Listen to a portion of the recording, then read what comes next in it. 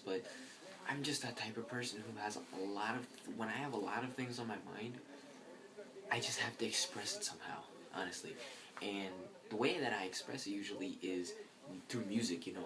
I write songs, I write raps, not all of them are good, and some of them people haven't seen, but it's just, it's just something inside of me, you know, that really brought out this, you know, um, this happy-go-lucky person, or the emptiness. Um, I don't know. I feel like deep down, I know I feel young. No, I understand that I'm young. Like, I'm 15 years old, 15 and a half. I've only lived so many early years, and I know that I'm not old enough to say this, but I feel like I've matured enough to the point where I honestly can say that there definitely is an emptiness in my heart. And it sounds a lot of bullshit, you know. I'm just spitballing here, but honestly, it sounds a lot of bullshit to people. But deep down inside, I feel like I'm hurting. Like I feel like there's so many opportunities in there, and there's so many things that I've already done in my life that I don't. There's still a couple things in my heart that is still missing. You know, that's emptiness that needs someone, like a part of me. You know, like a mirror image of me. And I don't know. After, like, I saw this movie today called Her, with Joaquin Phoenix, Amy Adams, and Scarlett Johansson. Man, that movie is just like, it gave me a rude awakening. You know, it gave me an awakening of saying, like, you know, it just kind of woke me up. It was like a wake call. Like, it told me, um, this is what's wrong with your life. This is what you think that you've accomplished already. This is what you could push yourself forward to. And excuse me. This is where your life will take you. You know, it's not all about everything. You know, it's not. I guess what I'm trying to say is, like, I have a lot to say. Like, I honestly, like, after I saw that movie, I was like, during the movie, I was thinking about all of my exes that treated me so wrong, and how most of them I treated them, you know, the same. Excuse me. Like, I've treated them the same way, but I honestly don't see the consequences in it. You know, like I'm always treating them the way I be treated. It's kind of weird in the way I perfect. You know, I just put it in my perspective. It's just, I don't know. Something inside of me feels like I want a stable relationship. I want to be happy. Every time I go to the mall, or every time I walk into school, I see couples holding hands.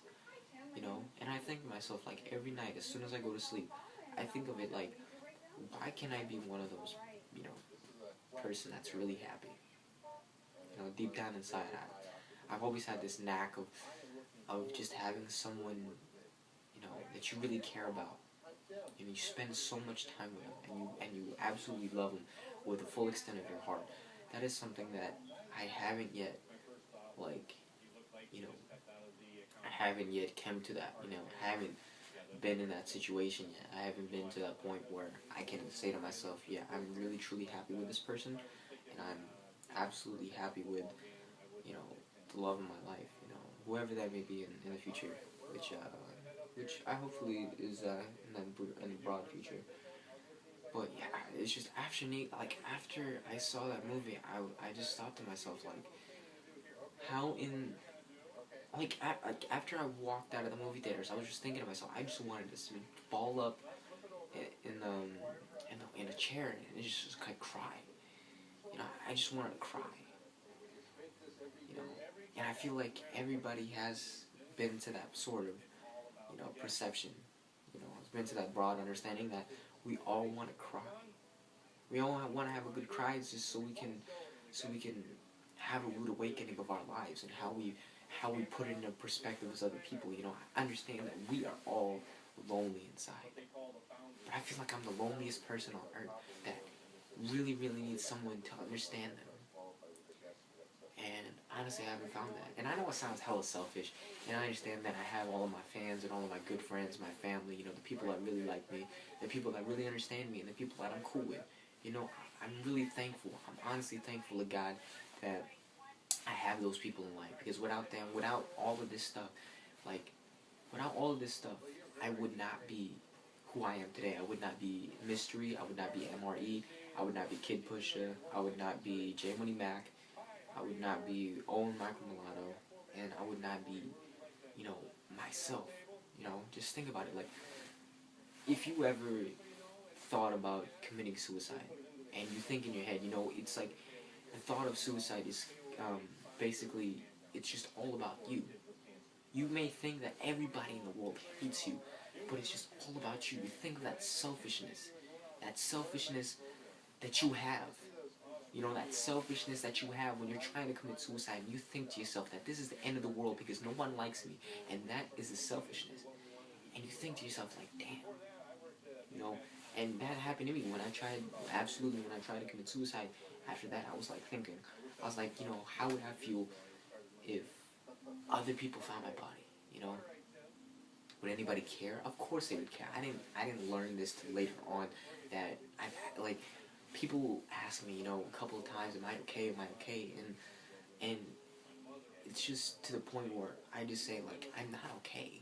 You know, it sounds weird to say, but I'm not okay. I'm not. Like, it's weird to say that I'm not. You know, but honestly, deep down inside, like, after the whole perspective of the movie has changed my life, like, I wouldn't say it's made me sad, and I wouldn't say it's made me happier. You know, it's put me, you know, sandwiched between happy and sad. You know, whether I want to step onto a bridge of happiness, or do I want to take a nosedive into the pool of, you know, despair, you know, sorrow. And it's weird to see that, and as soon as you realize that, you're just thinking to yourself, like, how is this even possible? You know, once you perceive that, you don't know how you feel, and that's how I feel right now. I don't know how to feel right now. Yeah, I'm just in total mind-boggling, mind-fucking of an exclusion, you know? And it may sound gibberish to you, but to me, I feel like, there's a lot of people around the world that have the same situation or even worse, and I just don't understand that. I feel so selfish every day knowing that I don't have it harder than any other person. You know, I've been to rehab, and that was an eye-opening experience. You know, knowing that you are not the only one in there that has it hard. You know, that doesn't have a dad, that doesn't have family support, that doesn't have someone to love them or care for them each and every day like you do to someone else. You know, I learned that. And to me, I feel like that's just left in the hole.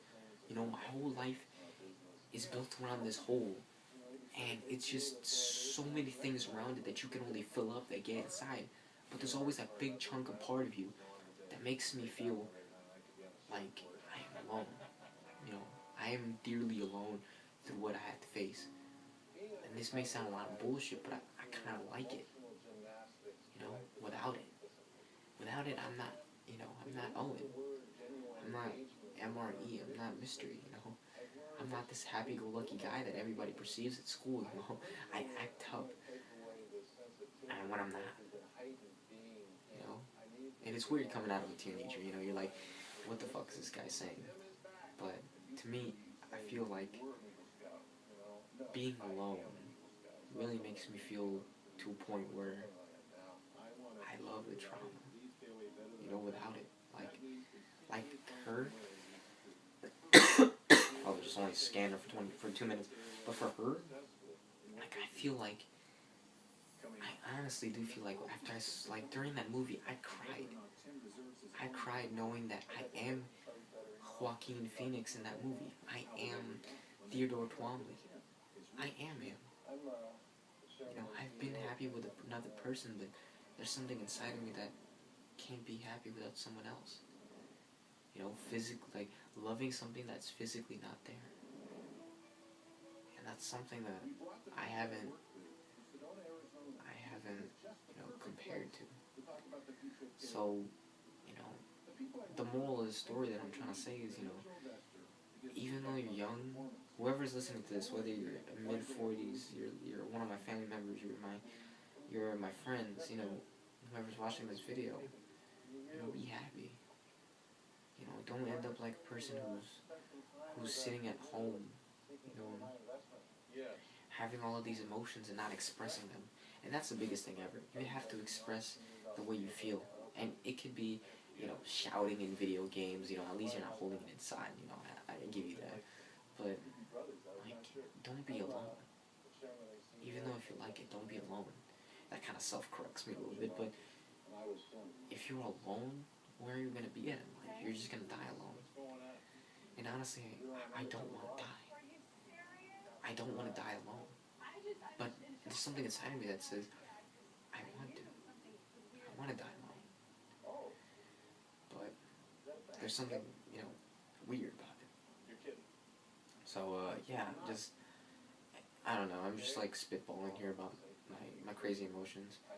It's like 12 o'clock at night, so I'm going to have this video uploaded so you guys can see it. Thank you for my little spiel. And just remember, guys, just how much you enjoy life. You know, how much you can inspire someone. That's why we're here in this earth, is to inspire the next person right beside you, whether it's left, right, north, or south. Inspire someone around you. Don't be the person who lives life with regrets, you know. Be happy. Just like Amy Adams said in that movie, we're only here briefly. And in that time, I want to allow myself to be, like, to have joy. You know? Basically, that's the moral of the story. Well, thank you guys. This is Jay from the Bay, doing it for today, just like always. And just like Drake. Take care, guys. Thank you.